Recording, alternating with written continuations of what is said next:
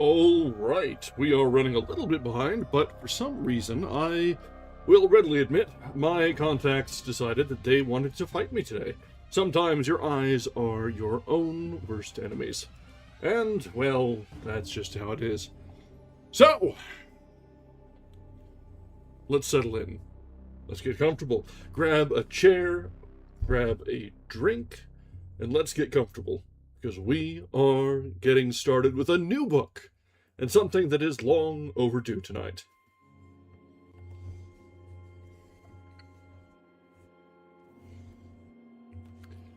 Welcome back, and welcome to a new reading. Tonight we are starting Gaston Leroux's The Phantom of the Opera. Well, not the original, because we are reading the translation, because, ain't no way I'm tackling the original French. But, we'll do our best. I've gotten familiar enough with names, and particularly many of these names are characters that I'm already familiar with. Because as a self-admitted theater kid, I have all sorts of exposure to this.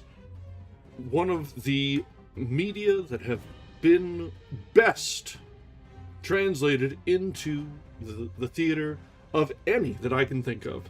It's on like one hand with the very best of modern musical theater. And so I am very happy to finally be pulling this one out. I've looked at a few others. I thought about doing Les Mis through like back in the day, but that is really fucking long. Holy shit, is the book Les Mis long. So, we'll be doing The Phantom of the Opera. And I'm okay with this. So, let's see. Let me poke through here. It was. I'm not sure. Did Discord come through? I pressed something somewhere that was... I see what's going on. Yeah, Discord made a noise and chimed in on chat pre-stream as I was getting my shit together. C'est la vie. Probably a scene somewhere. I thought I've got it turned off, but yeah, well. Yep. Let's just get rid of that anyway. Alright. So, sorry, one last repost. As had been mentioned, my pre-stream routine was interrupted by my eyes deciding that they hate me. But we are ready to go. Alright, there we are. So, yeah, I am going to find it very difficult to hold myself back from coming up with some of the tunes from the show. There's a couple of them that always find their way into my set lists whenever I'm joining a karaoke session. So I am, well, I mean, maybe. It might be about time to break it out, isn't it? We could cross that bridge when we come to it. So, let's get started, shall we? We've got a fair bit of book ahead of us. I think this one should probably be, not super long, 5 or 6 sessions tops. Definitely not even close to any of our longest, but reasonable enough. So, let's shift over into our reading nook, and let's see how this shapes up tonight, shall we?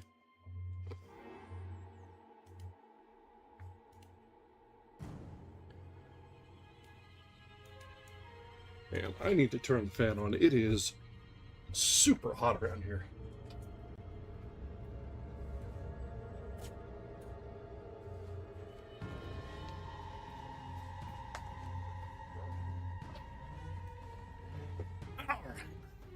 So, we are starting up tonight with The Phantom of the Opera by Gaston Leroux, the original work, albeit translated.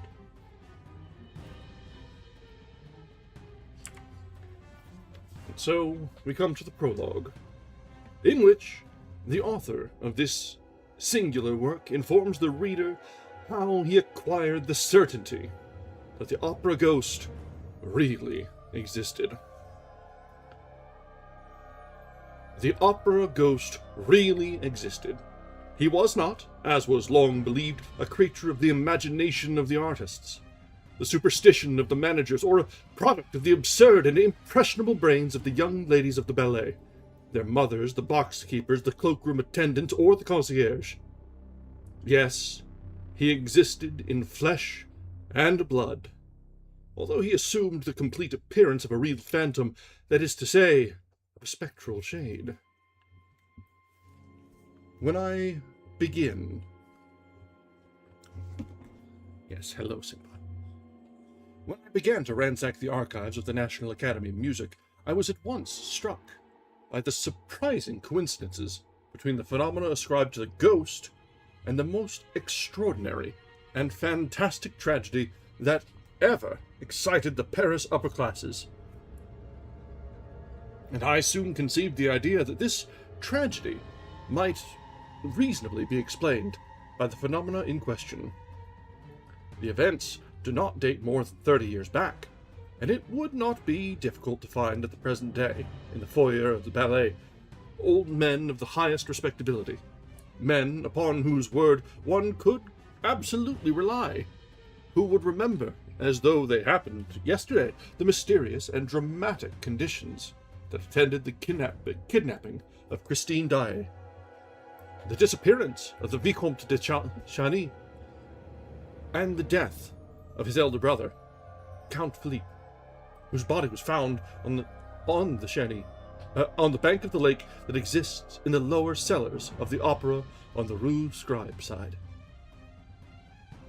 But none of those witnesses had, until that day, thought that there was any reason for connecting the more or less legendary figure of the opera ghost with that terrible story.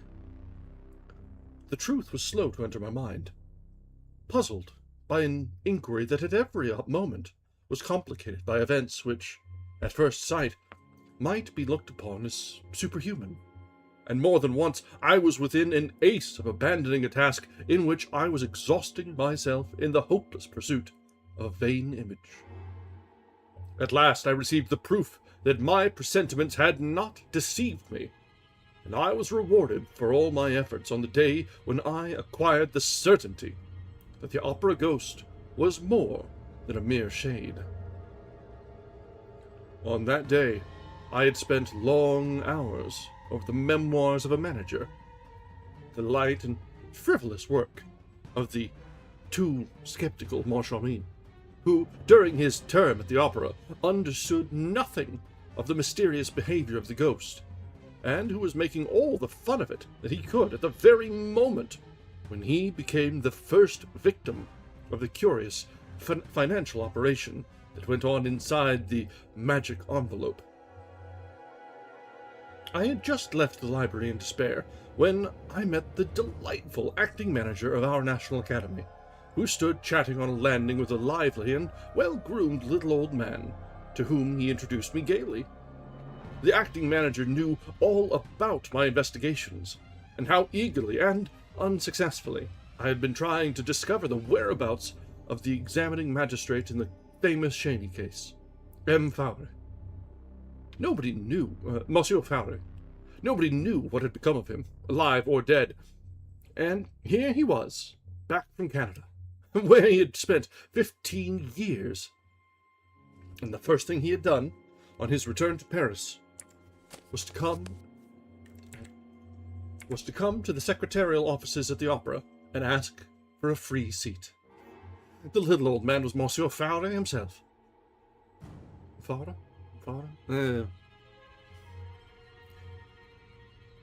We spent a good part of the evening together, and he told me of the whole Cheney case as he had understood it at the time. He was bound to conclude in favor of the madness of the Viscount, and the accidental death of the elder brother, for a lack of evidence to the contrary, but he was nevertheless persuaded that a terrible tragedy had taken place between the two brothers in connection with Christine Daae.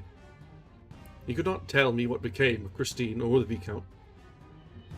When I mentioned the ghost, he only laughed. He, too, had been told of the curious manifestations that seemed to point to the existence of an abnormal being residing in one of the most mysterious corners of the opera, and he knew the story of the envelope, but he had never seen anything in it worthy of his attention to magistrate in charge of the Cheney case. And it was as much as he had done to listen to the evidence of a witness who appeared of his own accord and declared that he had often met the ghost. The witness was none other than the man whom all Paris called the Persian, and who was well known to every subscriber to the opera. The magistrate took him for a visionary. I was immensely interested by this story of the Persian. I wanted, if there were still time, to find this valuable and eccentric witness. My luck began to improve, and I discovered him in his little flat in the Rue de Rivoli, where he had lived ever since, and where he died 5 months after my visit. I was at first inclined to be suspicious, but when the Persian had told me with childlike candor all that he knew about the ghost and had handed me the proofs of the ghost's present existence, including the strange correspondence of Christine Daae, to do as I pleased with, I was no longer able to doubt. No, the ghost was not a myth. I know, been told that this correspondence may have been forged from first to last by a man whose imagination had certainly been fed on the most seductive tales. But fortunately, I discovered some of Christine's writing outside the famous bundle of letters, and, on a comparison between the two, all my doubts were removed. I also went into the past history of the Persian, and found that he was an upright man, incapable of inventing a story that might have defeated the ends of justice. This, moreover, was the opinion of the more serious people, who, at one time or other, were mixed up in the Cheney case, who were friends of the Cheney family, to whom I showed all my documents and set forth all my inferences. In this connection, I should like to print a few lines, which I received from General D. Sir, I cannot urge you too strongly to publish the results of your inquiry. I remember perfectly that, a few weeks before the disappearance of that great singer Christine Daae, and the tragedy which threw the whole of the Faubourg Saint-Germain into mourning, there was a great deal of talk in the foyer of the ballet on the subject of the ghost, and I believe that it only ceased to be discussed in consequence of the later affair that excited us all so greatly. But if it be possible, as after hearing you I believe, to explain the tragedy through the ghost, then I beg you, sir, to talk to us about the ghost again. Mysterious though the ghost may at first appear, he will always be more easily explained than the dismal story in which malevolent people have tried to picture two brothers killing each other who'd worshipped each other all their lives. Believe me, etc. Lastly, with my bundle of papers in hand, I once more went over the ghost's vast domain, the huge building which he had made his kingdom. All that my eyes saw, all that my mind perceived, corroborated the Persian's documents precisely, and a wonderful discovery crowned my labors in a very definite fashion. It will be remembered that, later, when digging in the substructure of the opera, before burying the photographic records of the artist's voice, the workmen laid bare a corpse. Well, I was at once able to prove that this corpse was that of the opera ghost. I made the acting manager put his proof to the test with his own hand, and it is now a matter of supreme indifference to me if the papers pretend that the body was that of a victim of the Commune.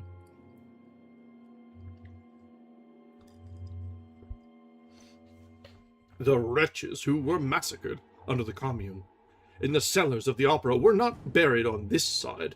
I will tell that where their skeletons can be found in a spot not very far from that immense crypt, which was stocked during the siege with all sorts of provisions.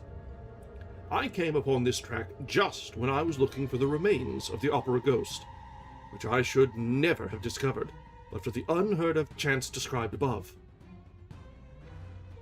But we will return to the corpse, and what ought to be done with it.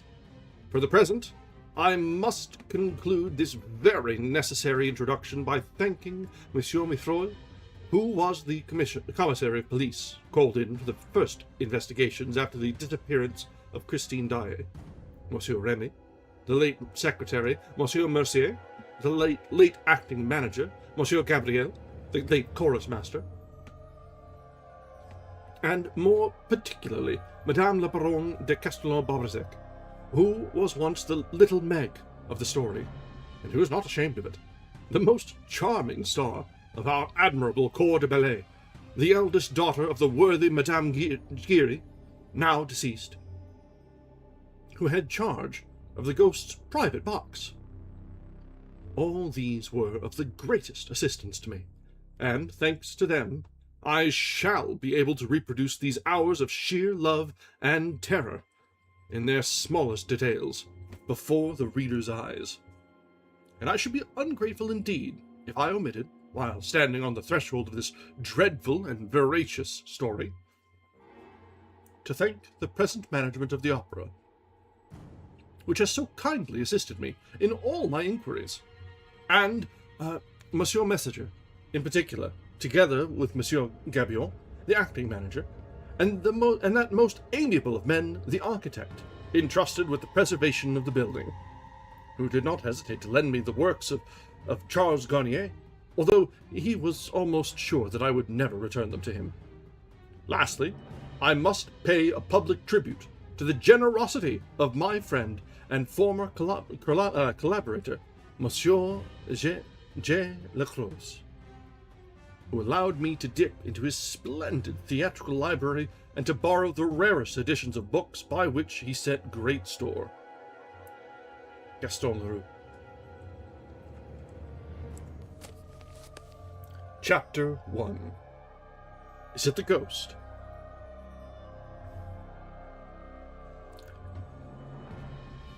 It was the evening on which Messieurs Debienne and Poligny, the managers of the opera, were giving a last gala performance to mark their retirement.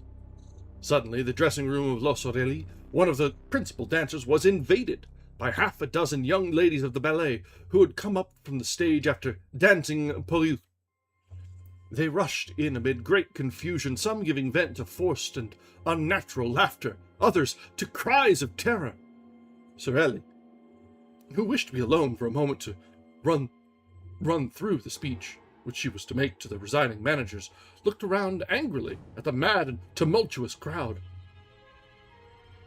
It was little Jamais, the girl with the tip-tilted nose, the forget-me-not eyes, the rose-red cheeks, and the lily-white neck and shoulders, who gave the explanation in a trembling voice. "It's the ghost!" And she locked the door. Sorelli's dressing room was filled up with official, commonplace elegance. A piano glass, a sofa, a dressing table, and a cupboard or two provided the necessary furniture. On the walls hung a few engravings. Relics of the mother, who had known the glories of the old opera in the Rue La Pelletier. Portraits of Vestry, Gardel, Dupont, Bigatini. But the room seemed a palace to the brats of the corps de ballet, who were lodged in common dressing rooms where they spent their time singing, quarreling, smacking the dressers and hairdressers, and buying one another glasses of cassie, beer, or even rum, until the call-boy's bell rang. Sorelli was very superstitious. She shuddered when she heard little Jamais speak of the ghost, called her a silly little fool, and then she was the first to believe in ghosts, as she was the first to believe in ghosts in general, and the opera ghost in particular. At once asked for details. "Have you seen him?" "As plainly as I see you now," said little Jamais, whose legs were giving way beneath her, and she dropped with a moan into a chair. Thereupon, little Giry, the girl with eyes black as sloes, hissed her, hair black as ink, as a swarthy complexion, and a poor little skin stretched over poor little bones, little Giry added, "If that's the ghost, he's very ugly." "Oh, yes!" cried the chorus of ballet girls. And they all began to talk together. The ghost had appeared to them in the shape of a gentleman in dress clothes, who had suddenly stood before them in the passage, without their knowing where he came from. He seemed to have come straight through the wall. "Boo!" said one of them, who had more or less kept her head. "You see the ghost everywhere." And it was true. For several months there had been nothing discussed at the opera but this ghost in dress clothes, who stalked about the building from top to bottom like a shadow, who spoke to nobody, to whom nobody dared speak, and who vanished as soon as he was seen, no one knowing how or where. As become a real ghost, he made no noise in walking. People began by laughing and making fun of this spectre dressed like a man of fashion or an undertaker. But the ghost legend soon swelled to enormous proportions among the corps de ballet. All the girls pretended to have met this supernatural being more or less often, and those who laughed the loudest were not the most at ease. When he did not show himself, he betrayed his presence by his passing by accident, comic or serious, for which the general superstition held him responsible. Had anyone met with a fall, or suffered a practical joke at the hands of one of the other girls, or lost a powder puff, it was at once the fault of the ghost, of the opera ghost. After all, who had seen him? You meet so many men in dress clothes at the opera who are not ghosts. But this dress suit had a peculiarity of its own. It covered a skeleton.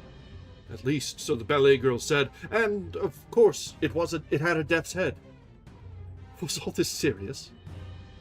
The truth is that the idea of the skeleton came from the description of the ghost given by Joseph Bouquet, the chief scene shifter, who had really seen the ghost.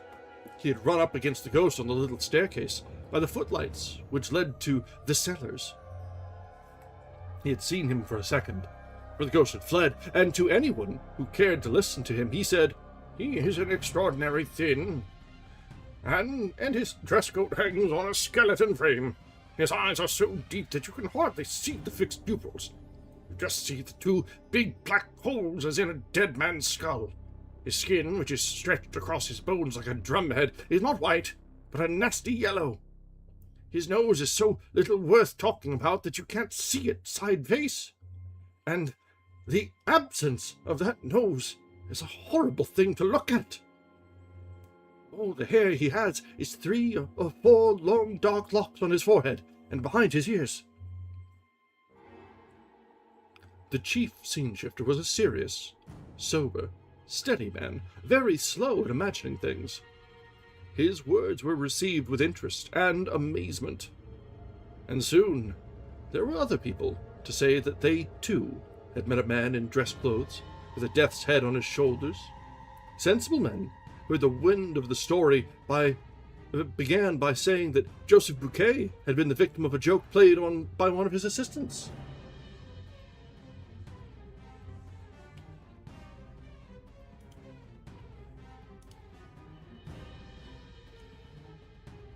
And then, one after the other, there came a series of incidents so curious and so inexplicable that the very shrewdest people began to feel uneasy. For instance, a fireman is a brave fellow. He fears nothing, least of all fire. Well, the fireman in question, who had gone to make a round of inspection in the cellars, and who, it seems, had ventured a little farther than usual, suddenly reappeared on the stage, pale, scared, trembling, with his eyes starting out of his head. He practically fainted in the arms of the proud mother of little Jamais. And why? Because he had seen coming toward him, at the level of his head, but without a body attached to it, a head of fire. And, as I said, a fireman is not afraid of fire. The fireman's name was Pompine. The corps de ballet was flung into consternation. At first sight, this fiery head had in no way corresponded with Joseph Bouquet's description of the ghost. But the young ladies soon persuaded themselves that the ghost had several heads, which he changed about as he pleased. And of course, they at once imagined that they were in the greatest danger. Once a fireman did not hesitate to faint, Leaders in front row and back row girls alike had plenty of excuses for the fright that made them quicken their pace when passing some dark corner or ill-lighted corridor. Sorelli herself, on the day after the adventure of the fireman, placed a horseshoe on the table in front of the stage doorkeeper's box, which everyone who entered the opera otherwise than as a spectator must touch before setting foot on the first tread of the staircase. This horseshoe was not invented by me, any more than any other part of the story, alas, and may still be seen on the table in the passage outside the stage doorkeeper's box, when you enter the opera through the court known as the Cour de l'Administration. To return to the evening in question, "It's the ghost!" little Jamais had cried. An agonizing silence now reigned in the dressing room. Nothing was heard but the hard breathing of the girls. At last, Jamais, flinging herself upon the furthest corner of the wall, with every mark of real terror on her face, whispered, "Listen." Everybody seemed to hear a rustling outside the door. There was no sound of footsteps. It was like light silk sliding over the panel. Then it stopped. Sorelli tried to show more pluck than the others. She went up to the door and, in a quavering voice, asked, "Who's there?" But nobody answered. Then, feeling all eyes upon her, watching her last movement, she made an effort to show courage, and said very loudly, "Is there anyone behind the door?" "Oh, yes, yes, of course there is," cried that little dried plum of a Meg Giry, heroically holding Sorelli back by her gauze skirt. "Whatever you do, don't open the door. Oh, Lord, don't open the door." But Sorelli, armed with a dagger that never left her, turned the key and drew back the door, while the ballet girls retreated to the inner dressing room, and Meg Giry cried, "Mother! Mother!" Sorelli looked into the passage bravely. It was empty. A gas flame in its glass prison cast a red and suspicious light into the surrounding darkness, without succeeding in dispelling it, and the dancer slammed the door again with a deep sigh. "No," she said, "there is no one there." "Still, we saw him," Jamais declared, returning with timid little steps to her place beside Sorelli. "He must be somewhere about, prowling about. I shan't go back to dress. We had better all go down to the foyer together, at once, for the speech, and we will come up again together." And the child reverently touched the little coral finger ring, which she wore as a charm against bad luck, while Sorelli, stealthily with the tip of her pink right thumbnail, made a St. Andrew's cross on the wooden ring which adorned the fourth finger of her left hand. She said to the little ballet girls, "Come, children, pull yourselves together. I dare say no one has ever seen the ghost." "Yes, yes, we saw him just now," cried the girls. "He had his death's head and his dress coat just as when he appeared to Joseph Bouquet." "And Gabriel saw him too," said Jamais. "Only yesterday afternoon, in broad daylight." "Gabriel, the chorus master? Why, yes, didn't you know? And he was wearing his dress clothes in broad daylight." "Who? Gabriel? Why, no, the ghost! Oh, certainly. Gabriel told me so himself." That's what he knew him by. Gabriel was in the stage manager's office. Suddenly the door opened and the Persian entered. You know the Persian has the evil eye. "Oh, yes," answered the little ballet girls in chorus, warding off ill luck by pointing their forefinger and little finger at the absent Persian, while their second and third fingers were bent on the palm and held down by the thumb. "And you know how superstitious Gabriel is," continued Jamais. "However, he is always polite. When he meets the Persian, he just puts his hand in his pocket and touches his keys. Well, the moment the Persian appeared in the doorway, Gabriel gave him one jump from his chair to the lock of the cupboard, so as to touch iron. In doing so, he tore a whole skirt of his overcoat on a nail. Hurrying to get him out of the room, he banged his forehead against a hat peg and gave himself a huge bump. Then, suddenly stepping back, he skinned his arm on the screen, near the piano. He tried to lean on the piano, but the lid fell on his hands and crushed his fingers. He rushed out of the office like a madman, slipped on the staircase, and came down the whole of the first flight on his back. I was just passing with Mother. We picked him up. He was covered with bruises and his face was all over blood. We were frightened out of our lives, but all at once, he began to thank Providence that he got off so cheaply. Then he told us what had frightened him. He had seen the ghost behind the Persian. The ghost with the death's head. Just like Joseph Bouquet's description. Jamais had told her story ever so quickly, as though the ghost were at her heels, and was quite out of breath at the finish. A silence followed. Well, Sorelli polished her nails in great excitement. It was broken by little Jerry, who said, "Joseph Bouquet would do better to hold his tongue." Why should he hold his tongue?" asked somebody. "That's Mother's opinion," replied Meg, lowering her voice and looking all about her as though fearing lest other ears than those present might overhear. "And why is it your mother's opinion?" "Hush! Mother says the ghost doesn't like being talked about." "And why does your mother say so?" Because... nothing." This reticence exasperated the curiosity of the young ladies, who crowded round little Jerry, begging her to explain herself. They were there, side by side, leaning forward simultaneously, in one movement of entreaty and fear, communicating their terror to one another, taking a keen pleasure in feeling the blood freeze in their veins. "I swore not to tell," gasped Meg. But they left her no peace, and promised to keep the secret, until Meg, burning to say all she knew, began, with her eyes fixed on the door. "Well, it's because of the private box." "What private box?" "The ghost box." "Has the ghost a box? Oh, do tell us, do tell us." "Not so loud," said Meg. "It's box 5. You know, the box of the grand tier, next to the stage box on the left." "Oh, nonsense. I tell you it is.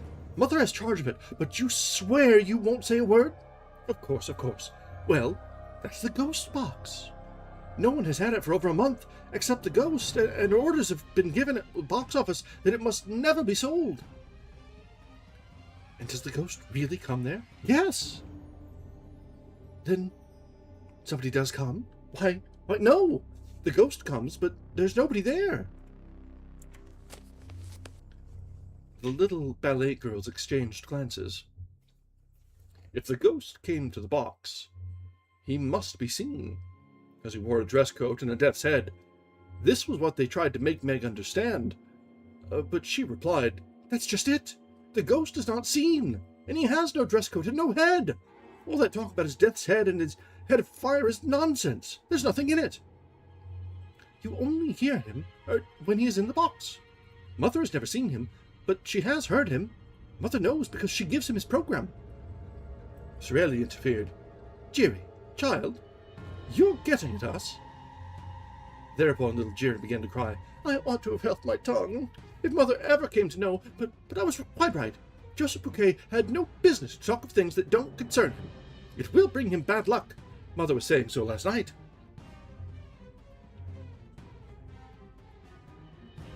There was a sound of hurried and heavy footsteps in the passage, and a breathless voice cried, "Cecile! Cecile, are you there?" "It's Mother's voice," said Germaine. "What's the matter?" She opened the door. A respectable lady, built on the lines of a Pomeranian grenadier, burst into the dressing room and dropped groaning into a vacant armchair. Her eyes rolled madly in her brick dust-colored face. "How awful!" she said. "How awful!" What? "Joseph Bouquet." "What about him?" "Joseph Bouquet is dead."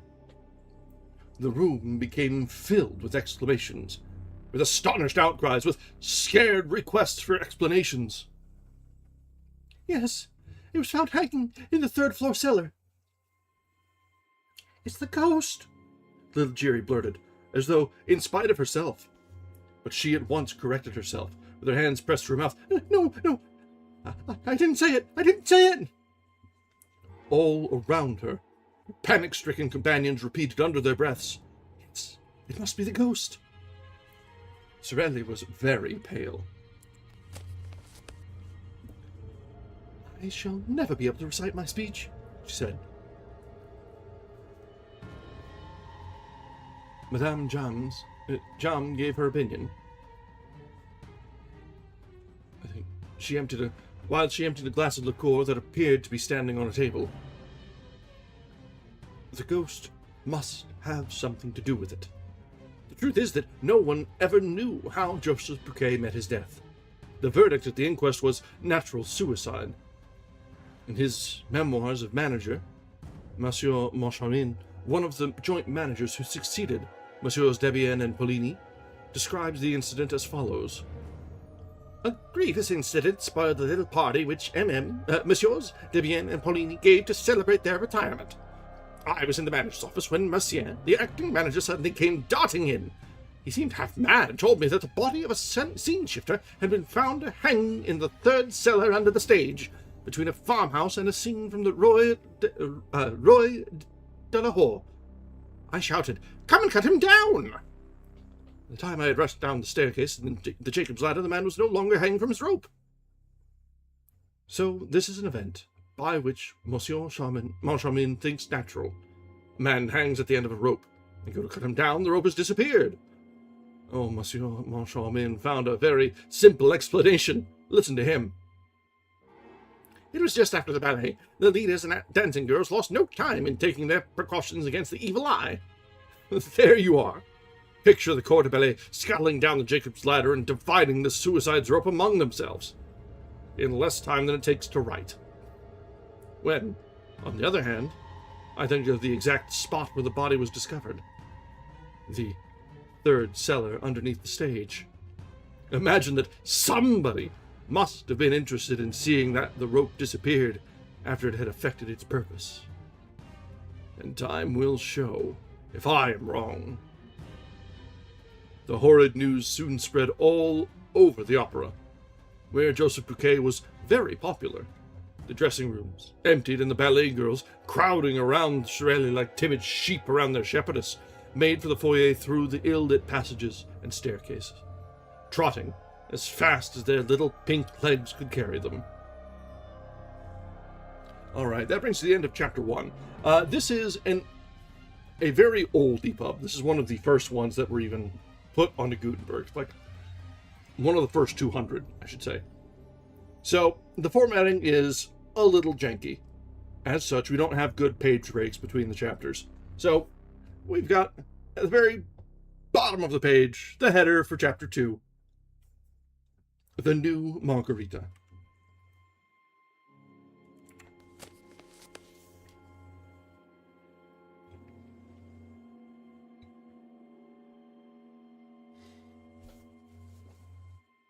Yeah, old books be like that. Usually in print, they clean it up some, but the early ebooks and EPUBs were a little less considerate of the readers. That's just the risk of dealing with old media. It happens. On the first landing, Sorelli ran against the Comte de Cheny, who was coming upstairs. The Count, who was generally so calm, seemed greatly excited. "I was just going to you," he said, taking off his hat. "Oh, Sorelli, what an evening! And Christine Daae, what a triumph!" "Impossible," said Meg Giry. "6 months ago, she used to sing like a crock. But do let us get by, my dear Count," continues the brat with a saucy curtsy. "We are going to inquire after a poor man who was found hanging by the neck."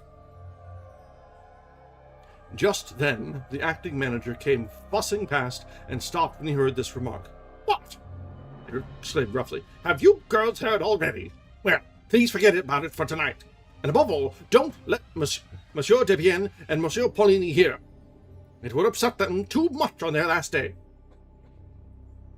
They all went on to the foyer of the ballet, which was already full of people. The Comte de Cheny was right.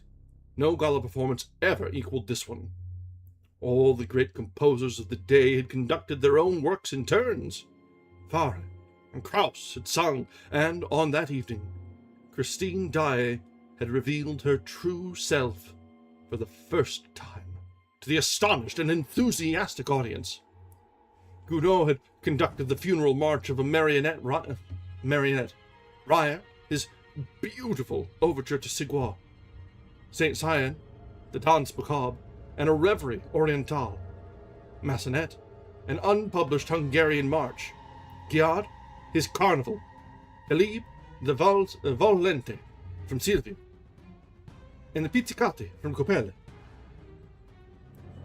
Mademoiselle Kraus had sung the Bolero in the Vespri Siciliane, and Mademoiselle Denise Bloch the drinking song in Lucrezia Borgia. But the real triumph was reserved for Christine Daae, who had begun by singing a few passages from Romeo and Juliet. It was the first time that the young artist sang in this work of Gounod, which had not been transferred to the opera, and which was revived at the Opera Comique after it had been produced at the Old Theatre Lyric by Madame Carvalho. Those who heard her say that her voice in these passages was seraphic, but this was nothing to the superhuman notes that she gave forth in the prison scene and the final trio in Faust, which she sang in the place of La Carlotta, who was ill. No one had ever heard or seen anything like it.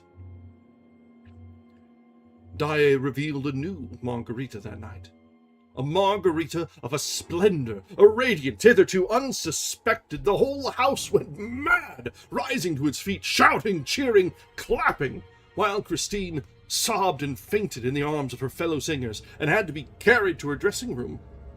A few subscribers, however, protested. Why had so great a treasure been kept from them all that time? Till then, Christine Daae had played a good Siebel to Carlotta's rather too splendidly material Margarita, and it had needed Carlotta's incomprehensible and inexcusable absence from this gala night for the little Daae, at a moment's warning, to show all that she could do in a part of the program reserved for the Spanish diva. Well, what the subscribers wanted to know was, why had Debian and Polini applied to Daae when Carlotta was taken ill? Did they know of her hidden genius?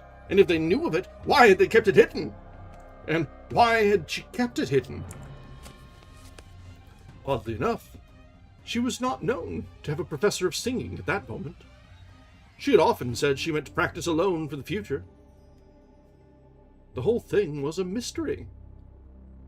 The Comte de Cheny, standing up in his box, listened to all this frenzy, and took part in it by loudly applauding. Philippe Georges-Marie Comte de Cheny was just 41 years of age.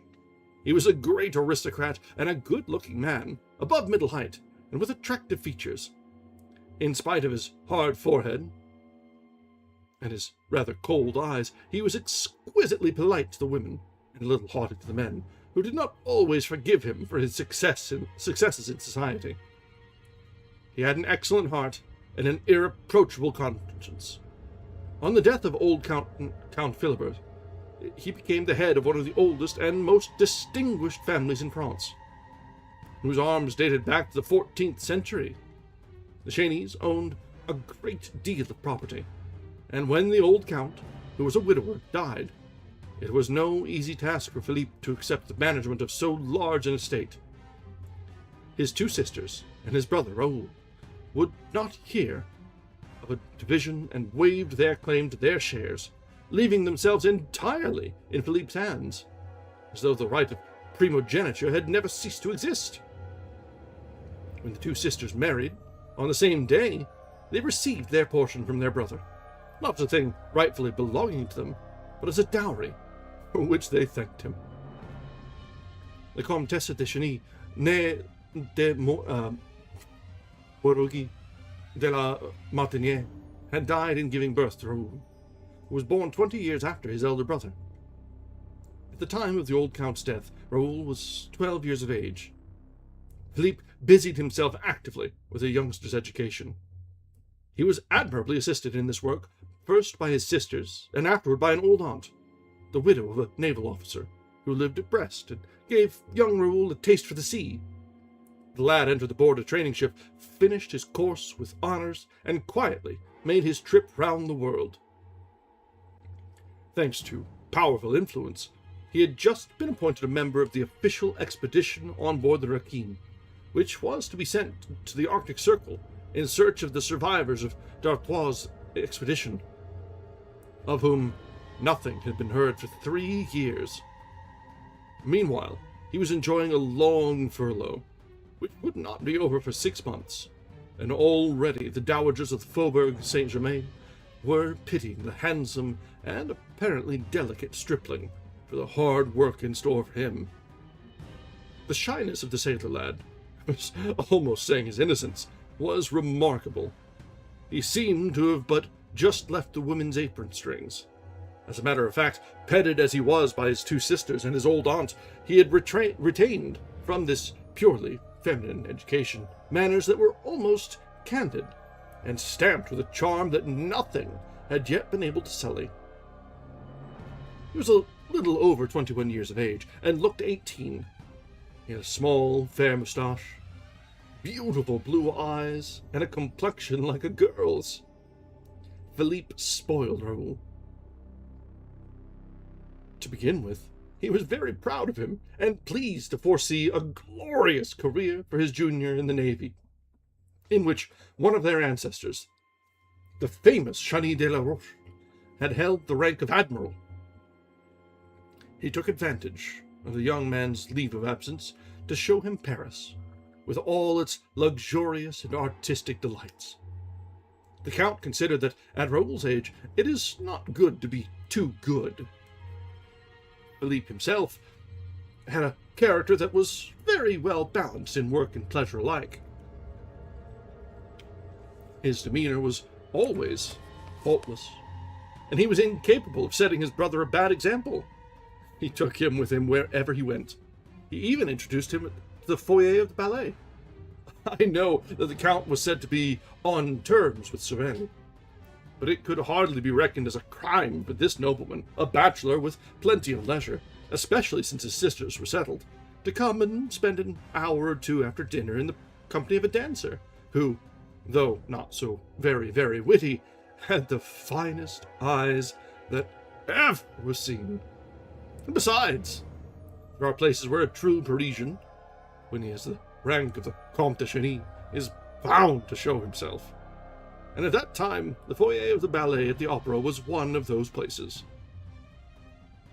Lastly, Philippe would perhaps not have taken his brother behind the scenes of the opera if Raoul had not been the first to ask him, repeatedly renewing his request with a gentle obstinacy, which the Count remembered at a later date.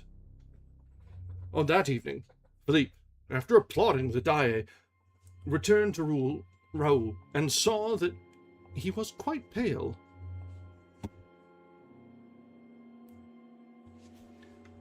"Don't you see," said Raoul, "that the woman's fainting?" "You all look like fainting yourself," said the Count. "What's the matter?" But Raoul had recovered himself and was standing up. "Let's go and see," he said. "She never sang like that before." The Count gave his brother a curious, smiling glance, and seemed quite pleased. They were soon at the door leading from the house to the stage. The numbers of subscribers were slowly making their way through. Raoul tore his gloves without knowing what he was doing, and Philippe had much too kind a heart to laugh at him for his impatience. But he now understood why Raoul was absent-minded when spoken to, and why he always tried to turn every conversation to the subject of the opera. They reached the stage and pushed through the crowd of gentlemen, scene-shifters, supers, and chorus girls. Raoul leading the way, feeling that his heart no longer belonged to him, his face set with passion, while Count Philippe had followed him with difficulty and continued to smile. At the back of the stage, Raoul had to stop before the inrush of the little troop of ballet girls who blocked the passage which he was trying to enter. More than one chaffing phrase darted from little made-up lips, to which he did not reply, and at last he was able to pass. and dived into the semi-darkness of a corridor, ringing with the name of Daae, Daae. The Count was surprised to find that Raoul knew the way. He had never taken him to Christine's himself, and came to the conclusion that Raoul must have gone there alone, while the Count stayed talking in the foyer with Sorelli, who often asked him to wait until it was her time to go on. Sometimes handed him the little gaiters in which she ran down from her dressing room to preserve the spotlessness of her satin dancing shoes and her flesh-colored tights. Sorelli had an excuse. She had lost her mother.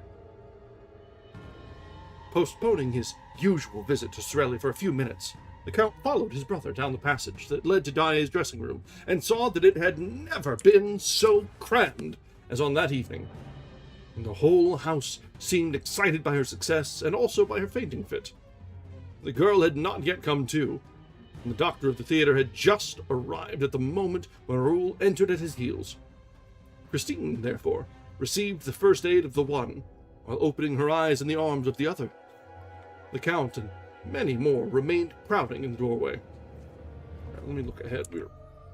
Okay, we've got a little bit ahead until the next break, so we're gonna probably have to split this chapter up because we've got ads starting up in about 2 minutes.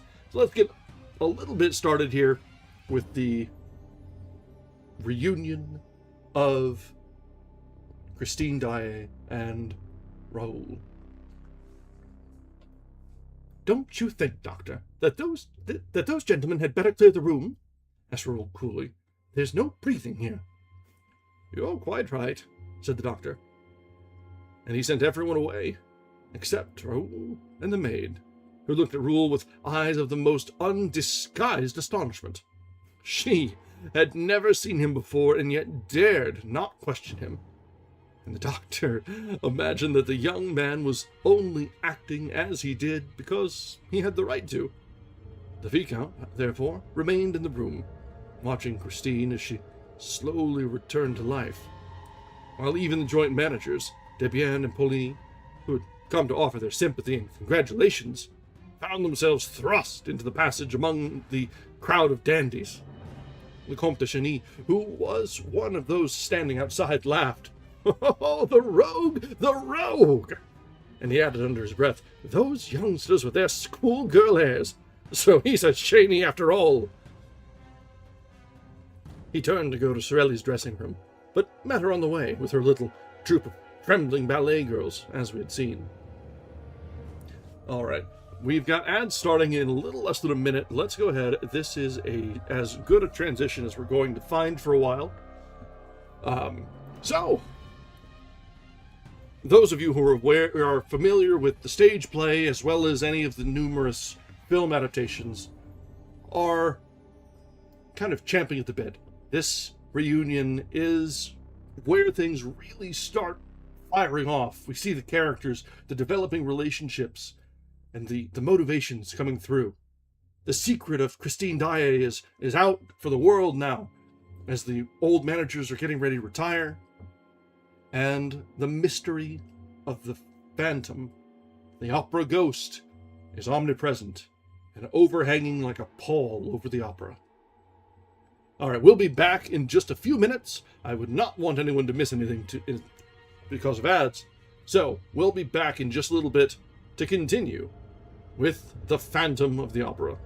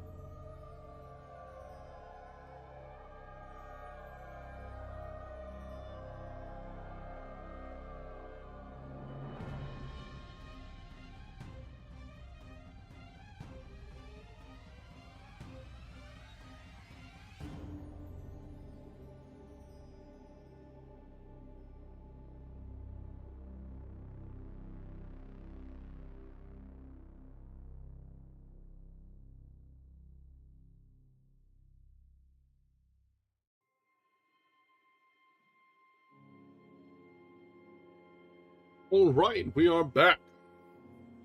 All right, let's jump back into it. There's just a little bit before the chapter, and we can talk about it a little bit, but let's get through this reunion first. Meanwhile, Christine Daae uttered a deep sigh, which was answered by a groan.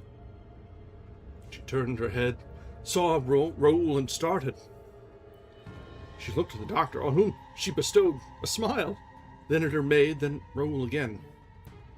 "Monsieur," she said, in a voice not much above a whisper, "who are you?" "Mademoiselle," replied the young man, kneeling on one knee and pressing a fervent kiss on the diva's hand, "I am the little boy who went into the sea to rescue your scarf." Christine again looked at the doctor and the maid, and all three began to laugh. Raoul turned very red and stood up.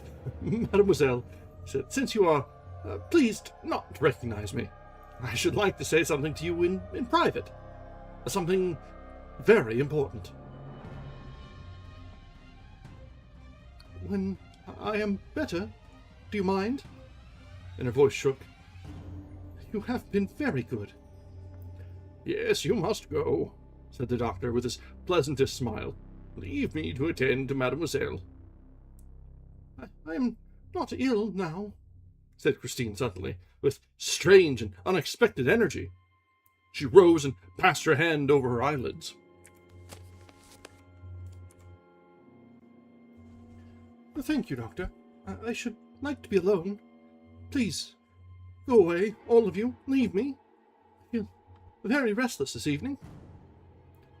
The doctor tried to make a short protest, but perceiving the girl's evident agitation, he thought the best remedy was not to thwart her, and he went away, saying to Raoul outside, "She is not herself tonight. She's usually so gentle." Then he said good night, and Raoul was left alone. The whole of this part of the theater was now deserted. The farewell ceremony was no doubt taking place in the foyer of the ballet. Raoul thought that Daae might go to it, and he waited in the silent solitude, even hiding in the favoring shadow of a doorway. He felt a terrible pain at his heart, and it was of this that he wanted to speak to Daae without delay. Suddenly, the dressing-room door opened, and the maid came out by herself, carrying bundles. He stopped her and asked how her mistress was. The woman laughed and said that she was quite well, but that he must not disturb her, or she wished to be left alone, and she passed on. One idea alone filled Raoul's burning brain, of course. Daae wished to be left alone for him. Had he not told her that he wanted to speak to her privately? Hardly breathing, he went up to the dressing-room, and, with his ear to the door to catch her reply, prepared to knock. But his hand dropped. He had heard a man's voice in the dressing-room, saying in a curiously masterful tone, "Christine, you must love me." And Christine's voice, infinitely sad and trembling, as though accompanied by tears, replied, How can you talk like that, when I sing only for you?" Raoul leaned against the panel to ease his pain. His heart, which had seemed gone forever, returned to his breast and was throbbing loudly.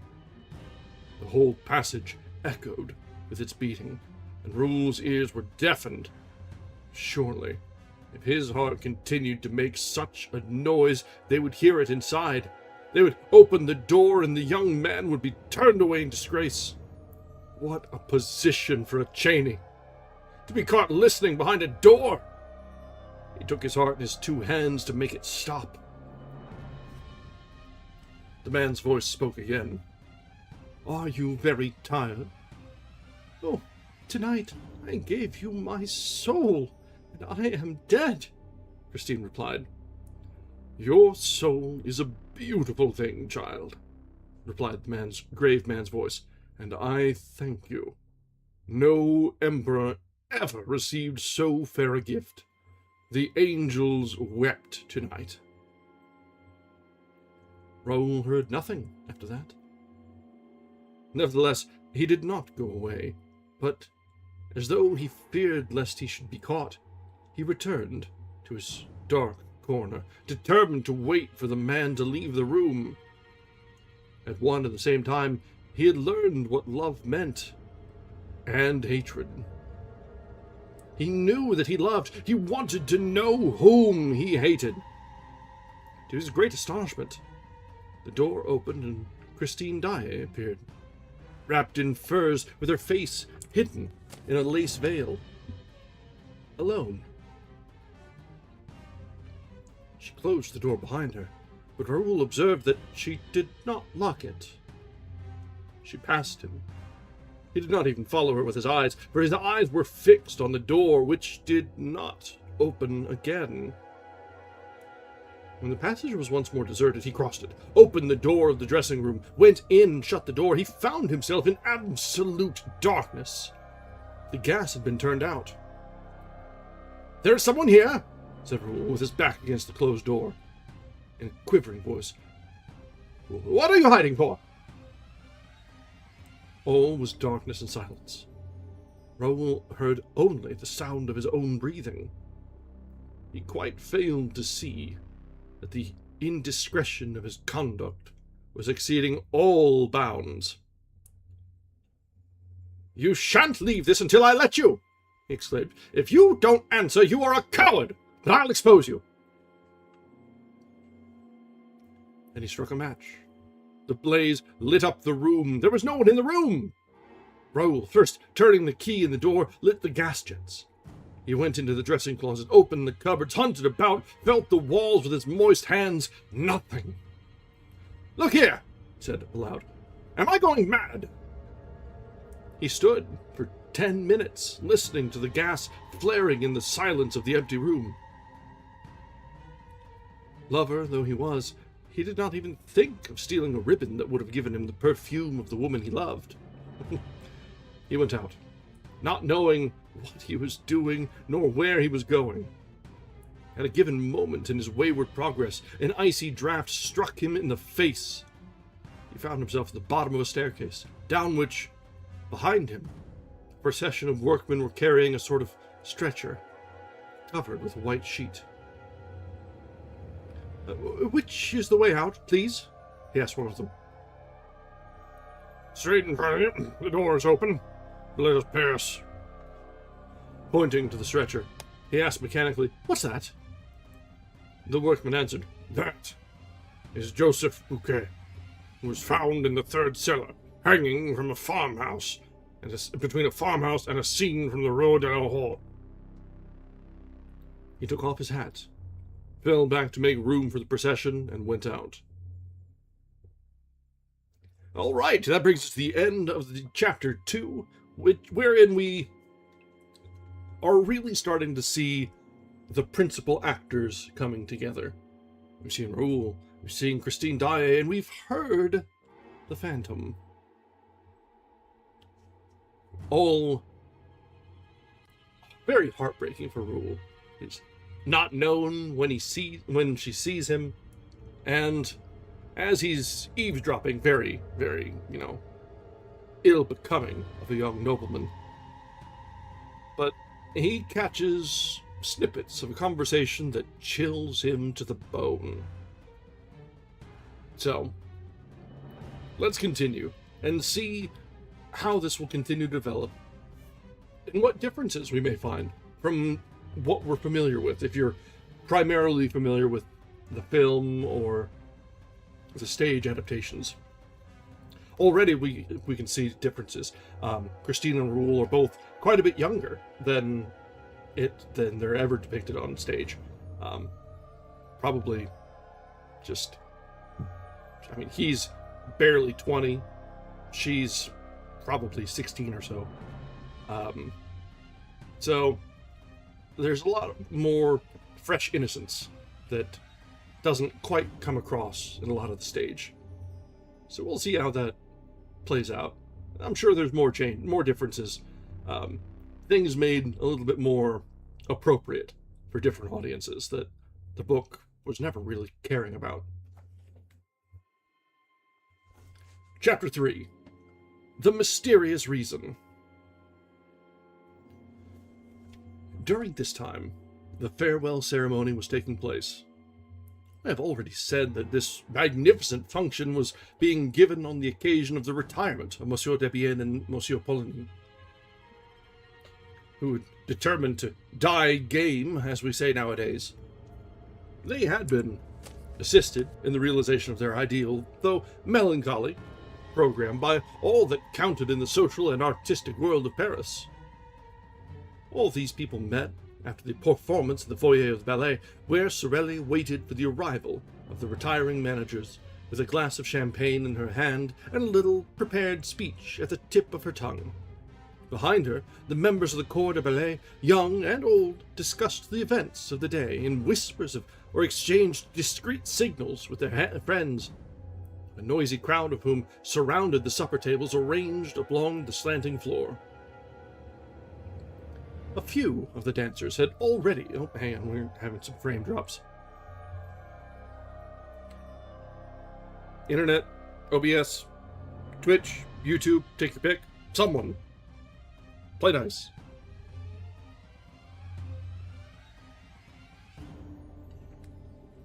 Alright, I think we're back to live. Stream preview's a little bit behind on Twitch side. That looks better. Alright. A few of the dancers had already changed into ordinary dress, but most of them wore their skirts of gossamer gauze, and all had thought it the right thing to put on a special face for the occasion. All, that is, except little Jean, whose 15 summers, happy age, all seemed already to have forgotten the ghost and the death of Joseph Bouquet. She never ceased to laugh and chatter, to hop about and play practical jokes, until Madame Debienne, Monsieurs, I hate these abbreviations so much, until Messieurs Debienne and Poligny appeared on the steps of the foyer, when she was severely called to order by the impatient Sorelli. Everybody remarked that the retiring managers looked cheerful, as is the Paris way. None will ever be a true Parisian who has not learned to wear a mask of gaiety over his sorrows, and one of sadness, boredom, or indifference over his inward joy.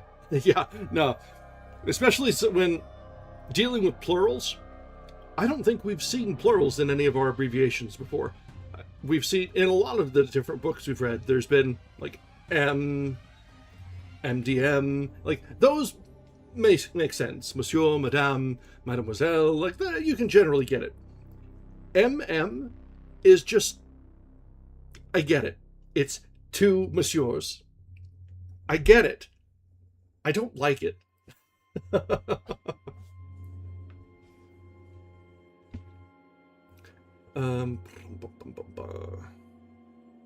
None will ever be a true Parisian who has not learned to wear a mask of gaiety over his sorrows, and one of sadness, boredom, or indifference over his inward joy. You know that one of your friends is in trouble. Do not try to console him. He will tell you that he is already comforted. But should he have met with good fortune, be careful how you congratulate him. He thinks it so natural that he is surprised that you should speak of it. In Paris, our lives are one masked ball, and the foyer of ballet is the last place in which two men so knowing as Monsieur Debienne and Monsieur Poligny would have made the mistake of betraying their grief, however genuine it might be. And they were already smiling rather too broadly upon Sorelli, who had begun to recite her speech, when an exclamation from that little madcap of a Jean broke the smile of the managers so brutally that the expression of distress and dismay that lay beneath it became apparent to all eyes. "The opera ghost!" Jean yelled these words in a tone of unspeakable terror. and her finger pointed among the crowd of dandies to a face so pallid, so lugubrious, and so ugly, with two such deep black cavities under the straddling eyebrows that the death's head in question immediately scored a huge success. "The Opera Ghost! The Opera Ghost!" Everybody laughed and pushed his neighbor and wanted to offer the Opera Ghost a drink. But he was gone. He had slipped through the crowd, and the others vainly hunted for him, while two old gentlemen tried to calm little Jean, and while little Jerry stood screaming like a peacock. Sorelli was furious. She had not been able to finish her speech. The managers had kissed her, thanked her, and run away as fast as the ghost himself. No one was surprised at this, for it was known that they were to go through the same ceremony on the floor above, in the foyer of the singers, and that finally they were themselves to receive their personal friends for the last time in the great lobby outside the manager's office, where a regular supper would be served.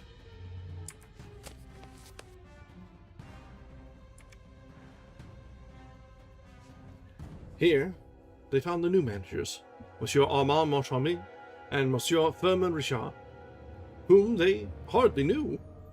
Nevertheless, they were lavish in protestations of friendship and received 1,000 flattering compliments in reply, so that those of the guests who had feared that they had a rather tedious evening in store for them at once put on brighter faces. The supper was almost gay, and a particularly clever speech of the representative of the government, mingling the glories of the past with the successes of the future, caused the greatest cordiality to prevail. The retiring managers had already handed over to their successors the two tiny master keys, which opened all the doors, thousands of doors, of the opera house. And those little keys, the object of general curiosity, were being passed from hand to hand, when the attention of some of the guests was diverted by their discovery, at the end of the table, of that strange, wan, and fantastic face, with the hollow eyes which had already appeared in the foyer of the ballet, and had been greeted by little Jean's exclamation, "The Opera Ghost!"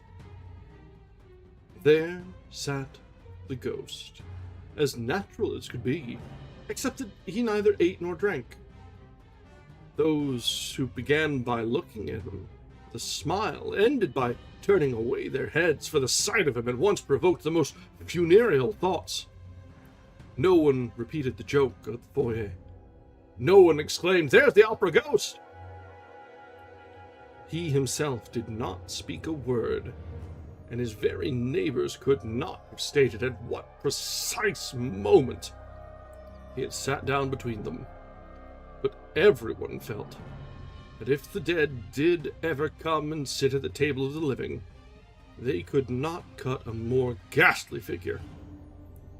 The friends of Firmin Richard and Armand Moncharmin thought that this lean and skinny guest was an acquaintance of Debienne's or Poligny's, while Debienne and Poligny's friends believed that the cadaverous individual belonged to Firmin Richard and Armand Moncharmin's party. The result was that no request was made for an explanation, no unpleasant remark, no joke in bad taste, which might have offended this visitor from the tomb. A few of those present who knew the story of the ghost and the description of him given by the chief scene-shifter, they did not know of Joseph Bouquet's death, thought in their own minds that the man at the end of the table might easily have passed for him. And yet, according to the story, the ghost had no nose, and the person in question had. But Monsieur Moncharmin declares in his memoirs that the guest's nose was transparent. Long, thin, and transparent are his exact words. I, for my part, will add that this might very well apply to a false nose. Monsieur Moncharmin may have taken for transparency what was only shininess. Everybody knows that orthopedic science provides beautiful false noses for those who have lost their noses naturally, or as the result of an operation. Did the ghost really take a seat at the manager's supper table that night, uninvited? And can we be sure that the figure that was that of the opera ghost himself? Who would venture to assert as much? I mention the incident, not because I wish for a second to make the reader believe, or even to try to make him believe that the ghost was capable of such a sublime piece of impudence, but because, after all, the thing is impossible. Monsieur Armand Moncharmin, in chapter 11 of his memoir, says, "When I think of this first evening, I cannot separate the secret confided to us by Messieurs Debienne and Paulini in their office from the presence at our supper of that ghostly person whom none of us knew." What happened was this. Messieurs Debienne and Paulini, sitting at the center of the table, had not seen the man with the death's head. Suddenly, he began to speak. "The ballet girls are right," he said. "The death of that poor Bouquet is perhaps not so natural as people think." Debienne and Paulini gave a start. "Is Bouquet dead?" they cried. "Yes," replied the man, or the shadow of the man, quietly. "He was found this evening hanging in the third cellar between a farmhouse and a scene from Leroux de la Hole." The two managers, or rather ex-managers, at once rose and stared strangely at the speaker. They were more excited than they need have been. That is to say, more excited than anyone need to be by the announcement of the suicide of a chief scene-shifter. They looked at each other. They had both turned whiter than the tablecloth. At last, Debienne made a sign to Monsieur Richard and Moncharmin. Paulini muttered a few words of excuse to the guests, and all went forth into the manager's office. I leave Monsieur Moncharmin to complete the story in his memoirs. He says, "Messieurs Debienne and Paulini seemed to grow more and more excited, and they appeared to have something very difficult to tell us. First, they asked us if we knew the man, sitting at the end of the table, who had told them of the death of Joseph Bouquet, and when we answered in the negative, they looked still more concerned. They took the master keys from our hands, stared at them for a moment, and advised us to have new locks made, with the greatest secrecy, for the rooms, closets, and presses that we might wish to have hermetically closed. They said this so funnily that we began to laugh and to ask if there were thieves at the opera. They replied that there was something worse, which was the ghost. We began to laugh again, feeling sure that they were indulging in some joke that was intended to crown our little entertainment. Then, at their request, we became serious, resolving to humor them and to enter into the spirit of the game. They told us that they never would have spoken to us of the ghost if they had not received formal orders from the ghost himself to ask us to be pleasant to him, to grant any request that he might make. However, in their relief at leaving a domain where the tyrannical shade held sway, they had hesitated until the last moment to tell us this curious story, which our skeptical minds were certainly not prepared to entertain. But the announcement of the death of Joseph Bouquet had served them as a brutal reminder that, whenever they had disregarded the ghost's wishes, some fantastic or disastrous event had brought them to a sense of their dependence. During these unexpected utterances, made in a tone of the most secret and important confidence, I looked at Richard.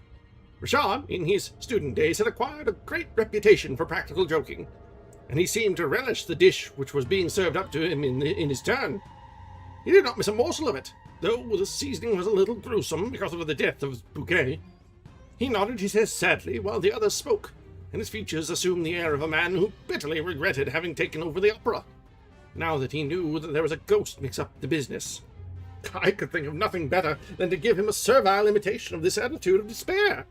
However, in spite of all our efforts, we could not, at the finish, help bursting out laughing in the faces of Messieurs Debienne and Paulini, who, seeing us pass straight from the gloomiest state of mind to one of the most insolent merriment, acted as though they thought we had gone mad. The joke became a little tedious, and Richard asked half seriously and half in jest, "But, after all, what does this ghost of yours want?" Monsieur Polony went to his desk and returned with a copy of the memorandum book. The memorandum book begins with the well-known words saying that the management of the opera shall give to the performance of the National Academy of Music the splendor that becomes the first lyric stage in France, and ends with clause 98, which says that the privilege can be withdrawn if the manager infringes the conditions stipulated in the memorandum book, which this is followed by the conditions, which are 4 in number. The copy produced by Monsieur Polony was written in black ink, and exactly similar to that in our possession, except that at the end it contained a paragraph in red ink, and in a queer, laboured handwriting, as though it had been produced by dipping the heads of matches into the ink. The writing of a child that has never got beyond the downstrokes and has not learned to join its letters. This paragraph ran, word for word, as follows. 5.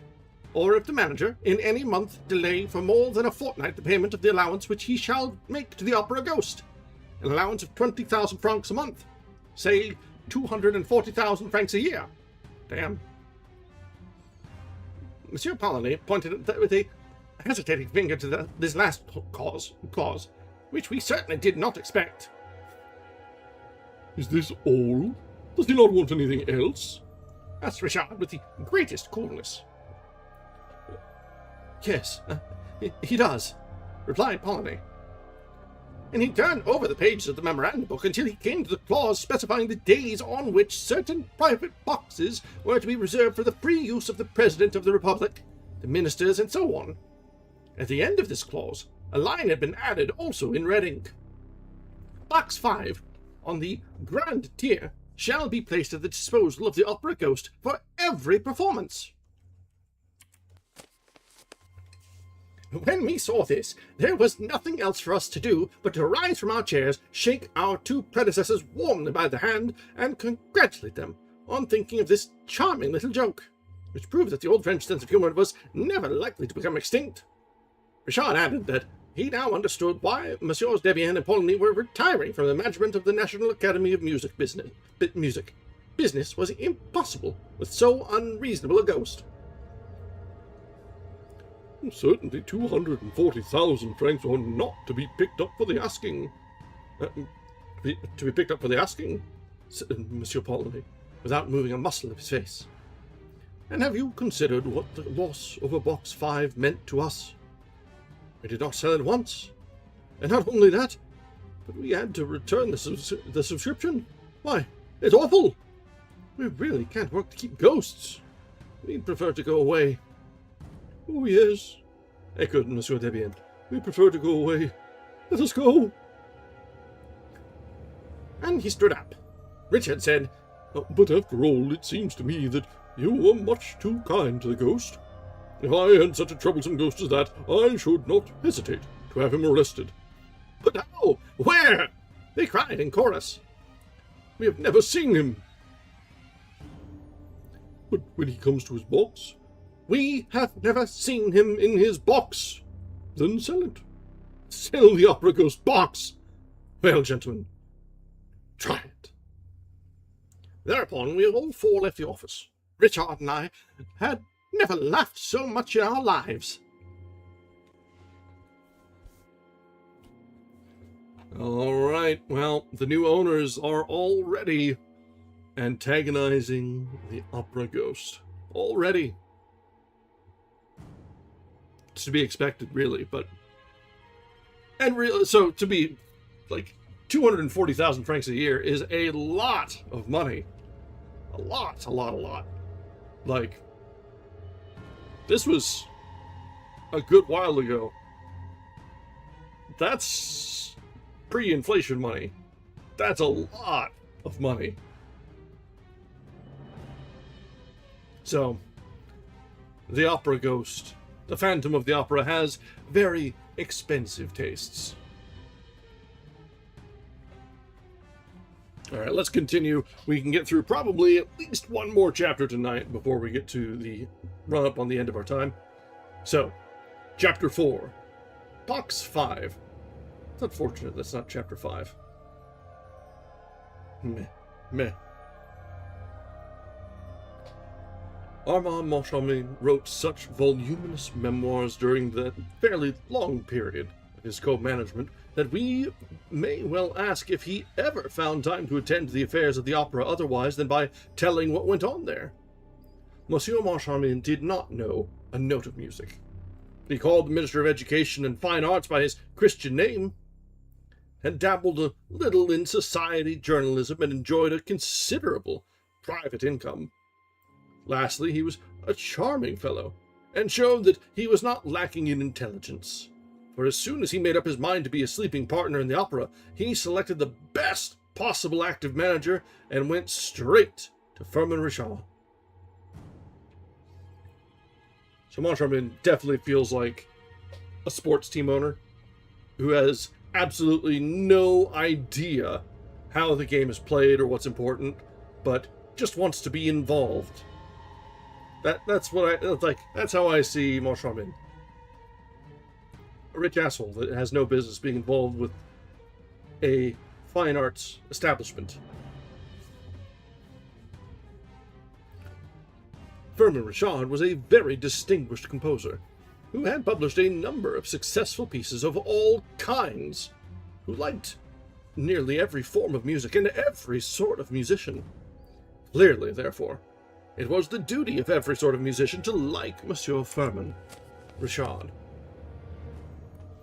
The only things to be said against him were that he was rather masterful in his ways, and endowed with a very hasty temper. The first few days, which the partners spent at the opera, were given over to the delight of finding themselves the head of so magnificent an enterprise. They had forgotten all about the curious, fantastic story of the ghost, when an incident occurred that proved to them that the joke, if joke it were, was not over. Monsieur Firmin-Richard reached his office that morning at 11 o'clock. His secretary, Monsieur Remy, showed him half a dozen letters which he had not opened because they were marked private. One of the letters had at once attracted Richard's attention, not only because the envelope was addressed in red ink, but because he seemed to have seen the writing before. He soon remembered that it was the red handwriting in which the memorandum book had been so curiously completed. He recognized the clumsy, childish hand. He opened the letter and read, "Dear Mr. Manager, I am sorry to have to trouble you at a time when you must be so very busy, renewing important engagements, signing fresh ones, and generally displaying your excellent taste. I know what you have done for Carlotta, Sorelli, and little Jean, and for a few others whose admirable qualities of talent or genius you have suspected. Of course, when I use these words, I do not mean to apply them to La Carlotta, who sings like a squirt and who ought never to have been allowed to leave the Ambassadeurs and the Café Jacquin, nor to La Sorelli, who owes her success mainly to the coach builders, nor to little Jean, who dances like a calf in a field. And I am not speaking of Christine Daae either, though her genius is certain, whereas your jealousy prevents her from creating any important part. When all is said, you are free to conduct your little business as you think best, are you not? All the same, I should like to take advantage of the fact that you have not yet turned Christine Daae out of doors by hearing her this evening, in the part of Sibyl, as that of Margarita has been forbidden her since her triumph of the other evening, and I will ask you not to dispose of my box today, nor on the following days. For I cannot end this letter without telling you how disagreeably surprised I have been once or twice to hear, on arriving at the opera, that my box had been sold at the box office by your orders. I did not protest, first because I dislike scandal, and second because I thought that your predecessors, Messieurs Debienne and Poligny, who were always charming to me, had neglected before leaving to mention my little fads to you. I have now received a reply from those gentlemen to my letter asking for an explanation, and this reply proves that you know all about my memorandum book, and consequently, that you are treating me with outrageous contempt. If you wish to live in peace, you must not begin by taking away my private box. Believe me to be, dear Mr. Manager, without prejudice to these little observations, your most humble and obedient servant, Opera Ghost. The letter was accompanied by a cutting from the agony column of the Revue Theatrale, which ran, "O.G. There is no excuse for R and M. We told them and left your memorandum book in their hands. Kind regards." Monsieur Firmin Richard had hardly finished reading this letter when Monsieur Armand Moncharmin entered, carrying one exactly similar. They looked at each other and burst out laughing. "They are keeping up the joke," said Monsieur Richard, "but I don't call it funny." "What does it all mean?" asked Monsieur Moncharmin. "Do they imagine that because they have been managers of the opera, we are going to let them have a box for an indefinite period?" "I am not in the mood to let myself be laughed at long," said Firmin Richard. "It's harmless enough," whispered Armand Moncharmin. "What is they really want? A box for tonight?" Monsieur Firmin Richard told his secretary to send back box 5 on the grand tier to Messieurs Debienne and Poligny, if it was not sold. It was not. It was sent off to them. Debienne lived at the corner of Rue Scribe and the Boulevard des Capucines. Poligny in the Rue Auber. Ghost's 2 letters had been posted at the Boulevard des Capucines post office, as Moncharmin remarked after examining the envelopes. "You see," said Richard. They shrugged their shoulders and regretted that 2 men of that age should amuse themselves with such childish tricks. "They might have been civil for all that," said Moncharmin. "Did you notice how they treat us with regard to Carlotta, Sorelli, and Little Jum?" "Why, my dear fellow, these 2 are mad with jealousy. To think that they went to the expense of an advertisement in the Revue Theatrale. Have they nothing better to do?" "Oh, by the way," said Moncharmin, "they seem to be greatly interested in that little Christine Daae." "You know as well as I do that she has the reputation of being quite good," said Richard. "Reputations are easily obtained," replied Moncharmin. "Haven't I a reputation for knowing all about music? And I don't know one key from another." "Don't be afraid. You never had that reputation," Richard declared. Thereupon he ordered the artists to be shown in, who, for the last 2 hours, had been walking up and down outside the door behind which fame and fortune, or dismissal, awaited them. The whole day was spent in discussing, negotiating, signing, or cancelling contracts, and the 2 overworked managers went to bed early, without so much as casting a glance at box 5, to see whether Monsieur Debienne or Monsieur Poligny were enjoying the performance. Okay, please stop. Thank you.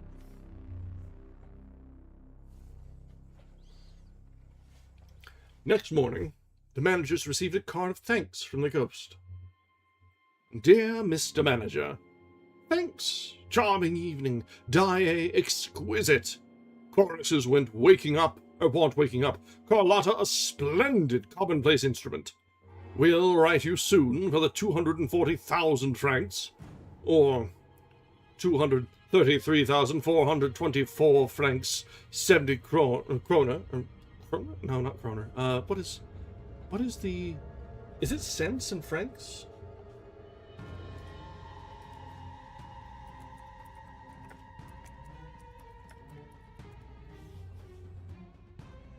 Centime.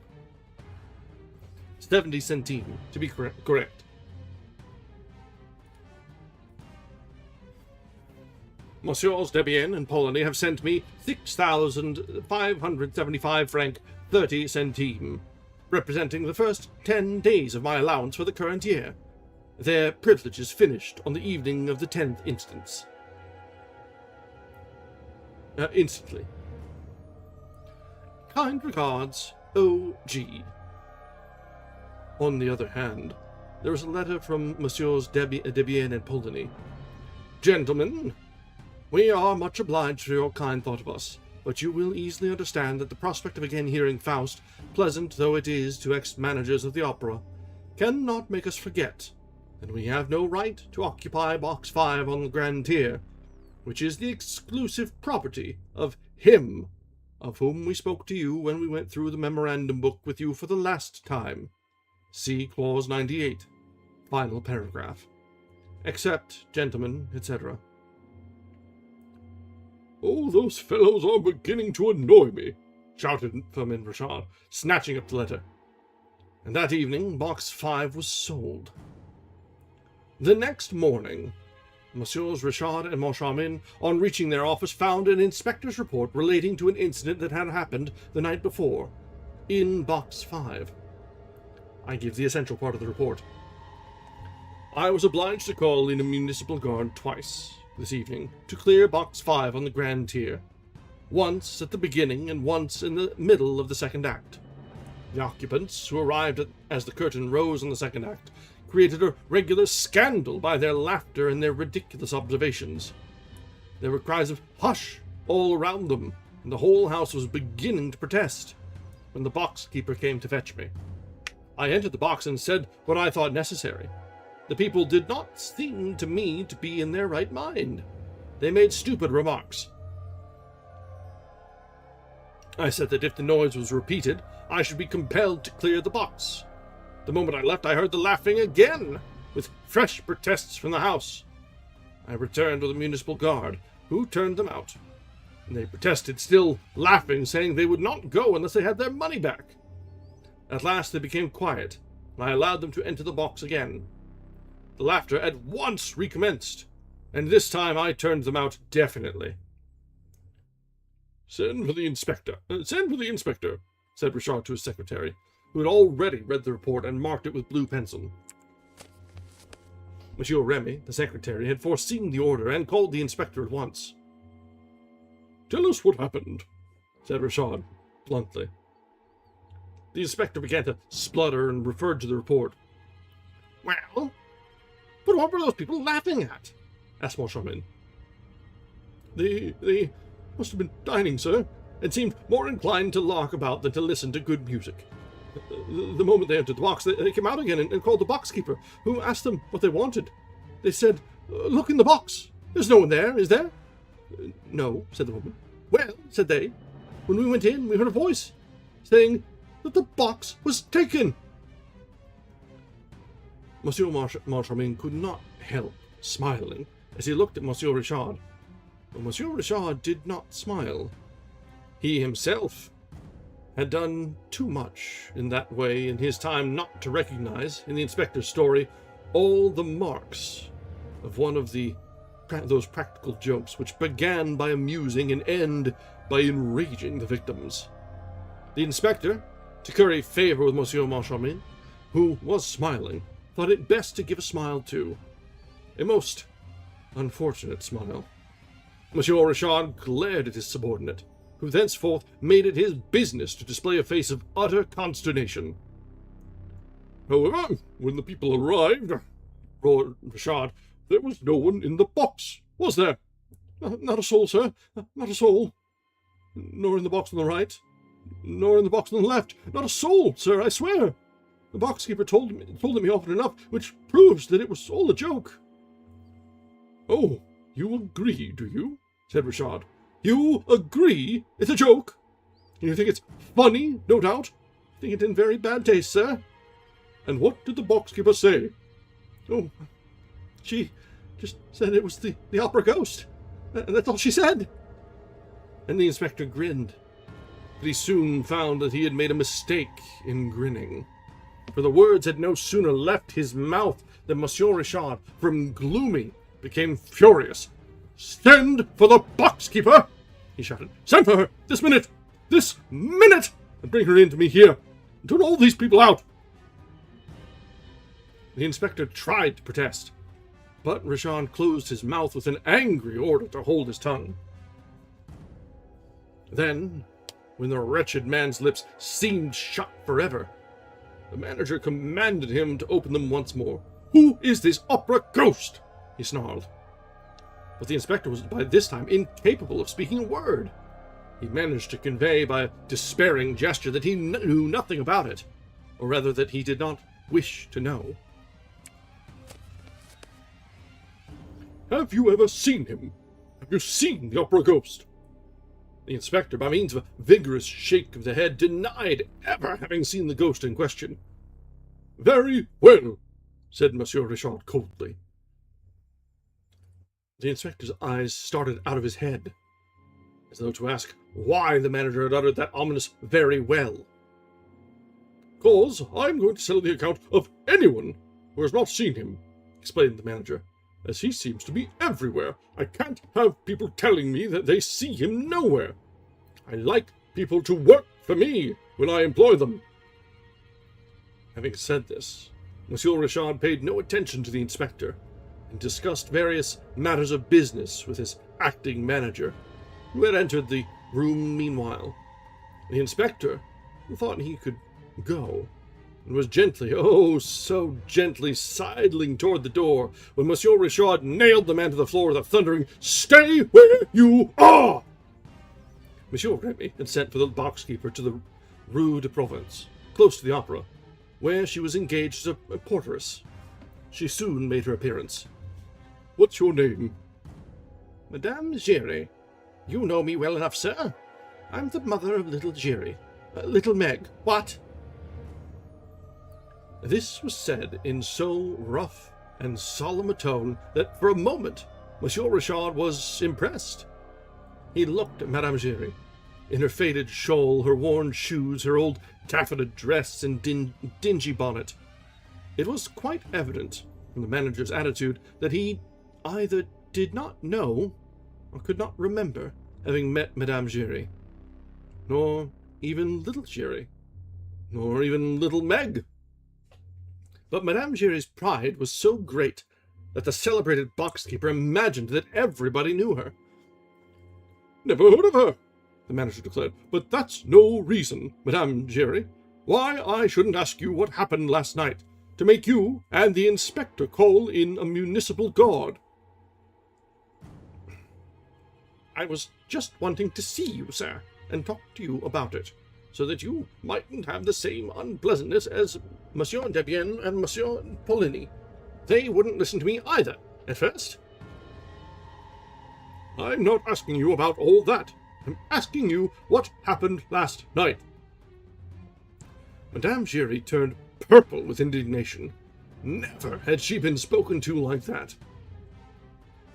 She rose as though to go, gathering up the folds of her skirt and waving the feathers of her dingy bonnet with dignity. But, changing her mind, she sat down again and said, in a haughty voice, "I'll tell you what happened. The ghost was annoyed again."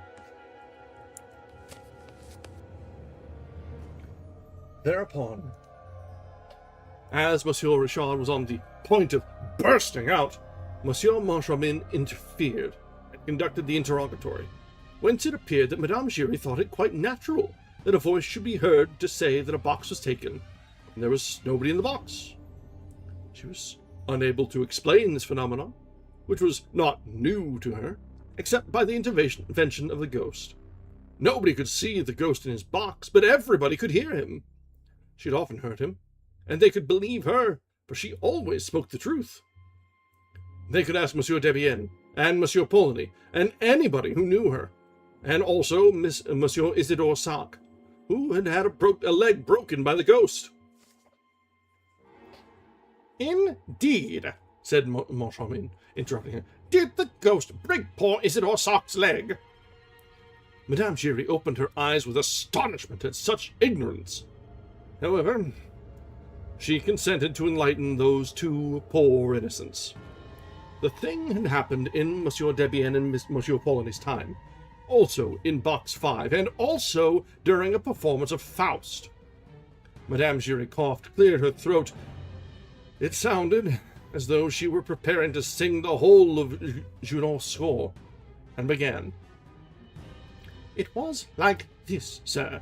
That night, Monsieur Manière and his lady, the jewellers in the Rue Mocador, were sitting in the front of the box, with their great friend Monsieur Isidore Sac sitting behind Madame Manière. Mephistopheles was singing. Madame Giry here burst into song herself. Katharina, while you play at sleeping. And then Monsieur Manière heard a voice in his right ear, his wife on his left, saying, "Ha ha! Julie is not playing at sleeping." His wife happened to be called Julie, so Monsieur Manière turned to the right to see who was talking to him like that. Nobody there. He rubs his ear and asks himself if he's dreaming. Then Mephistopheles went on with his serenade. But perhaps I'm boring you, gentlemen. No, go on. You are too good, gentlemen. With a smirk. Well then, Mephistopheles went on with his serenade. Madame Giry burst into song again. Saint, unclose thy portals, wholly and accord the bliss, to a mortal bending lowly of a parting kiss. And then Monsieur Manière again hears the voice in his right ear, saying this time, "Ha ha! Julie wouldn't mind according a kiss to Isidore." Then he turns round again, but this time to the left. And what do you think he sees? Isidore, who had taken his lady's hand and was covering it with kisses through the little round place in the glove. Like this, gentlemen, rapturously kissing the bit of palm left bare in the middle of her thread gloves. Then they had a lively time between them. Bang, bang! Monsieur Manière, who was big and strong like you, Monsieur Richard, gave 2 blows to Monsieur Isidore Sac, who was small and weak like Monsieur Moncharmin, saving his presence. There was a great uproar. People in the house shouted, "That will do! Stop them! He'll kill him!" Then, at last, Monsieur Isidore Sac managed to run away. Then the ghost had not broken his leg? Asked Monsieur Moncharmin, a little vexed that his figure had made so little impression on Madame Giry. "He did break it for him, sir," replied Madame Giry haughtily. "He broke it for him on the grand staircase, which he ran down too fast, sir, and it will be long before the poor gentleman will be able to go up it again." "Did the ghost tell you what he said in Monsieur Manière's right ear?" asked Monsieur Moncharmin with a gravity which he thought exceedingly humorous. "Oh, no, sir. It was Monsieur Manière himself, so... But you have spoken to the ghost, my good lady?" "As I'm speaking to you now, my good sir," Madame Giry replied. "And when the ghost speaks to you, what does he say?" "Well, he tells me to bring him a footstool." This time, Richard burst out laughing, as did Moncharmin and Remy, the secretary. Only the inspector, warned by experience, was careful not to laugh, while Madame Giry ventured to adopt an attitude that was positively threatening. "Instead of laughing," she cried indignantly, "you'd do better to do as Monsieur Polony did, who found out for himself." "Found out about what?" asked Moncharmin, who had never been so much amused in his life. "About the ghost, of course. Look here." She suddenly calmed herself, feeling that this was a solemn moment in her life. "Look here," she repeated.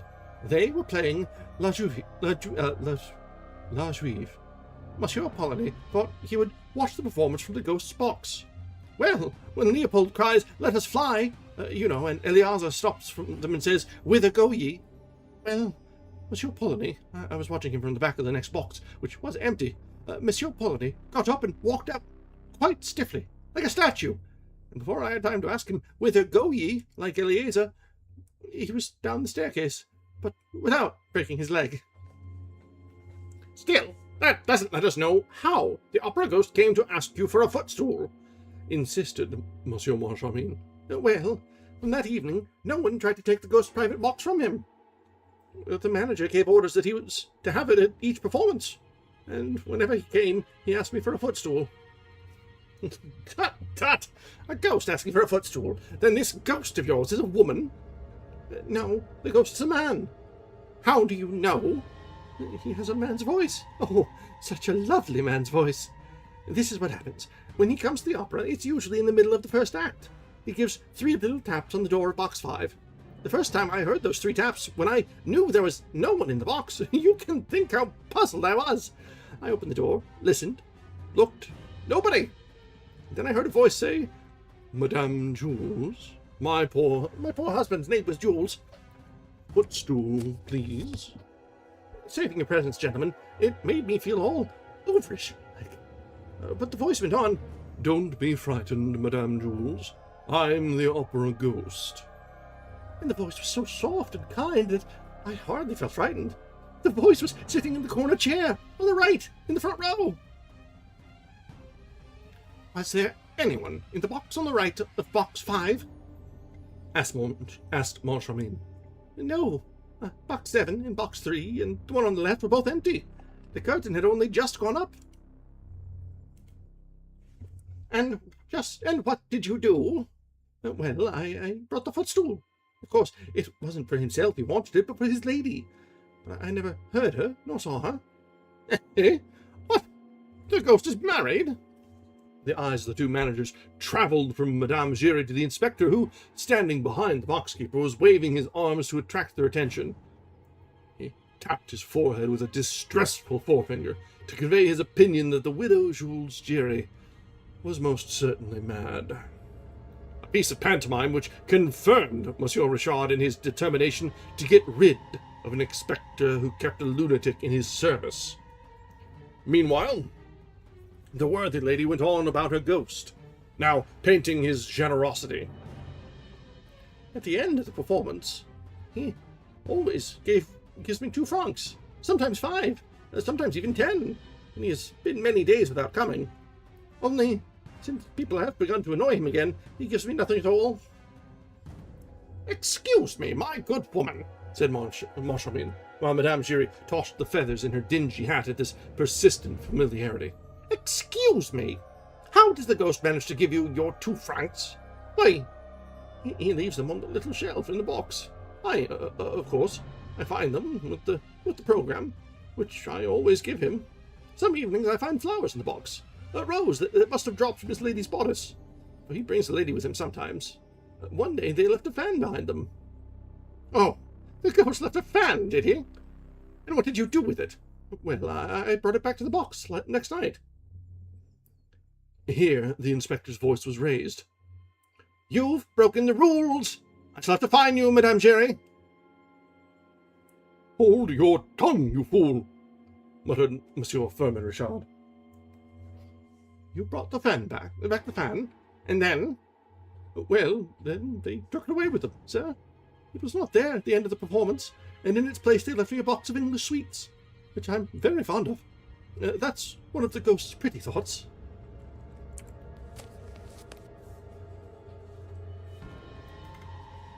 That will do, Madame Giry. You can go. When Madame Giry had bowed herself out, with the dignity that never deserted her, the manager told the inspector that they had decided to dispense with that old madwoman's services. And when he had gone in his turn, they instructed the acting manager to make up the inspector's accounts.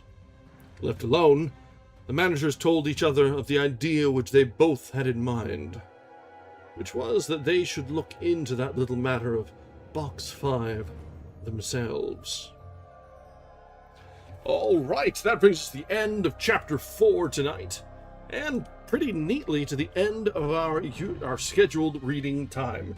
So, let's go ahead and set a bookmark here, and a highlighter as well, since we're not quite so blessed by having convenient page breaks. So we'll be ready to pick back up next time. And we can slide out of our reading nook here. So, this has been fun so far. It all very much is familiar. And yeah, it is always nice when it just lines up perfectly. So we are familiar with a lot of these. The plot developments, the story beats, if you're familiar with the stage play or the movie, this is all following a pace. There's a few extra characters coming in and about that are not strictly necessary to a stage production or a screenplay style, but for the book it works. And we're seeing behind the characters' eyes, in their thoughts here, which is the benefit of book format. There's a little bit more development, a little bit more detail and backstory and things that are going on that you kind of have to gather from appearances, from attitudes, from other things aside from the descriptions that were given here when you're watching something else. Yes, Gerard Butler, a very, very young Gerard Butler, mind you, cast as the Phantom, is an interesting choice. Entirely too handsome for a Phantom. But, I guess you need... I can't even say that it was a move for star power, because he was, at that point in his career, he wasn't really bringing star power, was he? I don't know. I can't say that I particularly dislike that casting, but it still strikes me as odd. Yes, I'm with you. I'm with you. All right, let's get one more snooze in. We'll wrap up. Yeah, truly befuddling. It was confusing. He did a good enough job. I wasn't, like, upset at it, but it was just, huh?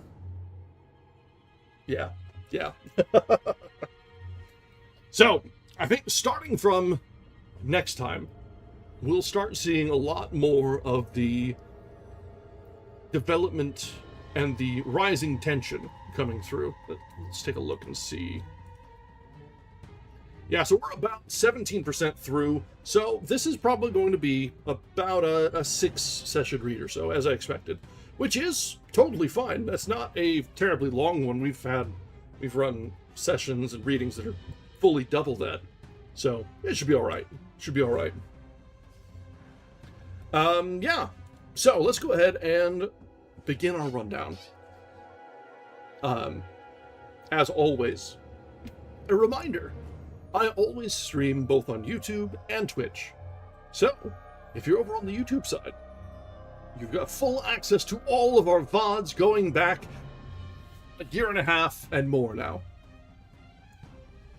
I'd love for you to take advantage of them and see if you can find any books that you've wanted to read for yourself or have some persistent background noise.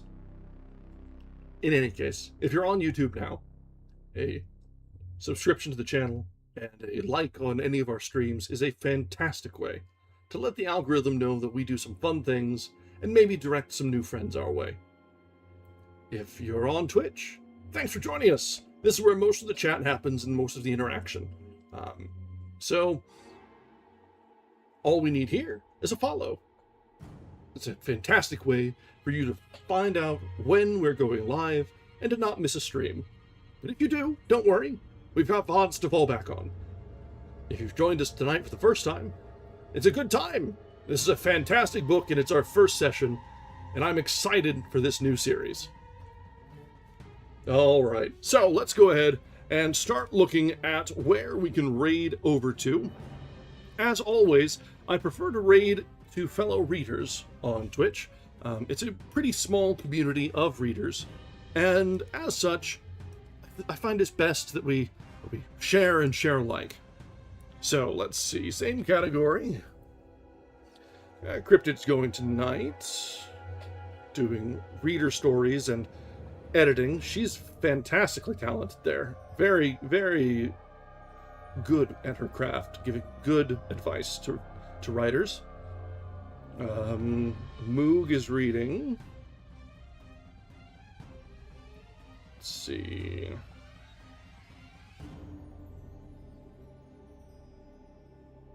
Let's go on a little bit.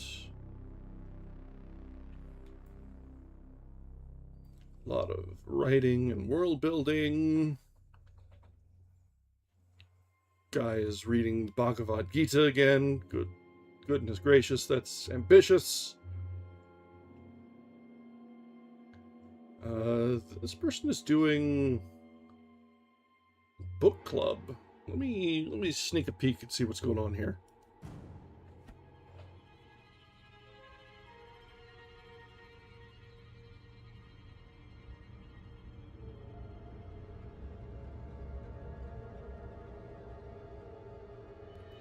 This one could be fun. Let's actually... Alright, let's plan on that. Let me find them again. They're not saying what they're reading, but they have a bit of a book club going on, and I am all about that. So, we're going to be raiding over to Mediocre Mishap tonight. She is a Foxgirl VTuber who is running a book club, it seems. And that's... You know what? I'm all for it. Let's be sure to give our very best as we raid over. Our next reading, our next stream should be on Friday, so look forward to that.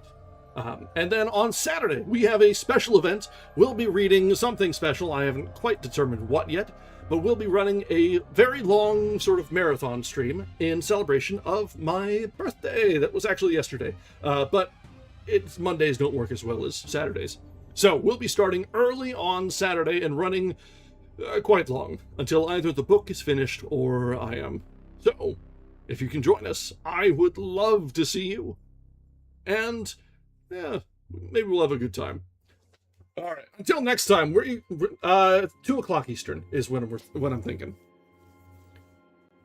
So, not crazy, not crazy. All right, so we're going to go and raid over to Mediocre Mishap. I hope you give her our very best. And until next time, have a lovely evening. Good night.